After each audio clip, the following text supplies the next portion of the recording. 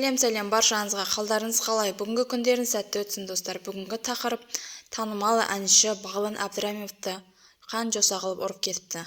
Әнші Бағлан Инстаграм желісіне бет-аузы қанға боялған суретін салып, өзінің Инстаграм парақшасына "Менің туған күнім осылай басталды" деп жазды әнші. Ал желідегілер әншінің денсаулығына алаңдаушылық білдірді. Ер жігіттің басынан нелер кетпес, туған күніңіз құтты болсын. Шошып кеттім, жүрегім ауырды. Мұндай сурет жүктемеңізші. Не болды сізге, тыныштық па? Желі қолданушылар Бағланға әбден алаңдаушылық білдірді. Айта кетейік, кейінірек әншінің туған күні жаңа фильм түсірілім бастаған белгілі болды. Жеке өз басым актер емеспін, бірақ өмірдің ағымы осы күнге жеткізіп жатыр. Демек, біздің бақытымыз дұрыс. Бұл фильм елге керек деп ойлаймын. Тәлімі бар, тағылымы бар, елге берер мол фильм болады деп сенем. Алла қаласа абыроймен аяқтап елге таныстыруды нәсіп етсін деді. Соңына дейін тыңдағандарыңызға көп рахмет.